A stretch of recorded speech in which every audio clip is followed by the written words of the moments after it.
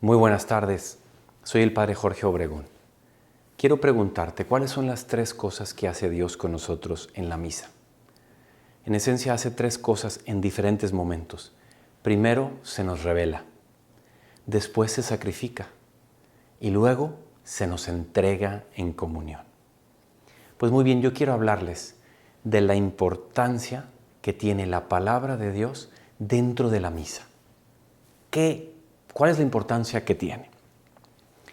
Vamos a hablar de la delicia que debe ser para ti y para mí el escuchar la palabra de Dios en misa, tanto las primeras lecturas como el Evangelio. El Catecismo de la Iglesia Católica nos dice lo siguiente: veneramos la palabra de Dios como veneramos el cuerpo de Cristo. Pon muchísimo cuidado a esto.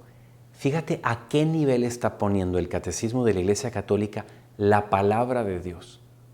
Al mismo nivel que el cuerpo de Cristo. Primero recibimos la palabra escrita y luego vamos a recibir en nuestro cuerpo la palabra misma en carne y hueso. El Papa Benedicto un día dijo lo siguiente.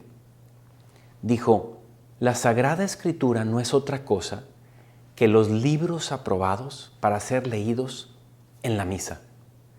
No hay ni un otro libro de todos los libros que se han escrito o se van a escribir que pueda ser utilizado para utilizarlos en la misa. Solo esos 73 libros y nada más. Es el libro que al ser leído en la Eucaristía se convierte es ya vivo, pero se convierte más vivo aún. Es el gran escenario donde la Sagrada Escritura, donde esos 73 libros, es como si los tomara el Espíritu Santo, los desempacara y los difunde hacia todos los lados posibles, hacia todos los corazones presentes para que nos diga algo distinto a cada uno. Es el gran escenario para la palabra de Dios. Y primero escuchamos el Antiguo Testamento en las misas dominicales, normalmente es así. Escuchamos primero el Antiguo Testamento, la historia del pueblo de Dios, el pueblo elegido, Israel, y al que lo va haciendo madurar y crecer como un niño, como un adolescente y luego como un adulto, para luego llegar a la época de Jesucristo, en donde ese pueblo se va a abrir a todo el mundo, a todos los pueblos. Ese es el gran escenario. Escuchamos pues primero el Antiguo Testamento y luego el Nuevo Testamento. Y cuando llegamos al Evangelio, llegamos al gran escenario donde el protagonista de toda la Biblia, el Verbo, el pan de vida, se nos da y Él se nos revela de manera especialísima. Es su palabra misma en los Evangelios. Por eso, queridos amigos, cuando participamos en la Eucaristía, nos ponemos de pie. Hay un gran autor, un gran sacerdote, el padre Alfredo Sáenz, y esta parte sí la quiero leer textual como él lo dice. Fíjense cómo se refiere a ese momento donde escuchamos el Evangelio.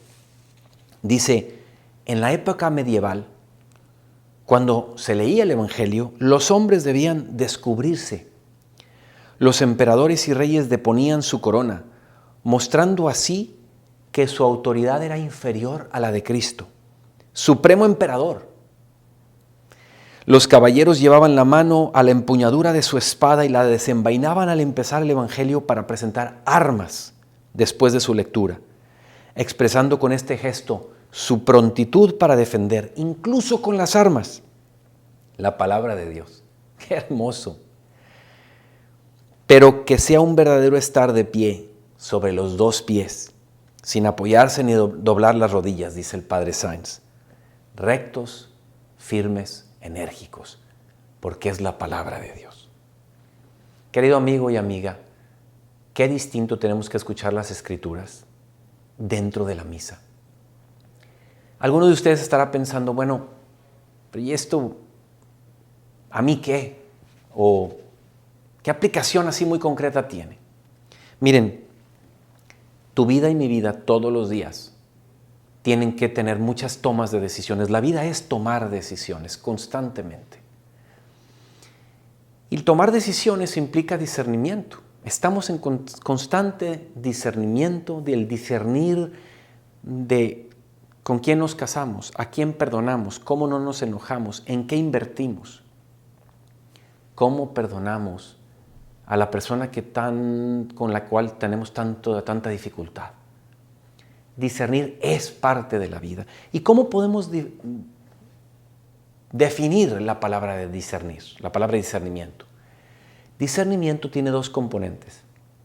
Es utilizar tu formación, mi formación intelectual, más escuchar la palabra de Dios para tomar las mejores decisiones en la vida. Pues querido amigo y querida amiga, yo creo que ya lo estás adivinando. En la misa, si tú estás atento o atenta a las lecturas, ahí tienes una forma potentísima. Si tienes alma fina y lo cultivas y se lo suplicas al Señor, de que el Señor a través de las lecturas te vaya ayudando a discernir todo lo que tienes que hacer en tu vida. Formación intelectual más la palabra de Dios son los modos en que podemos ir tomando las mejores decisiones en nuestra vida.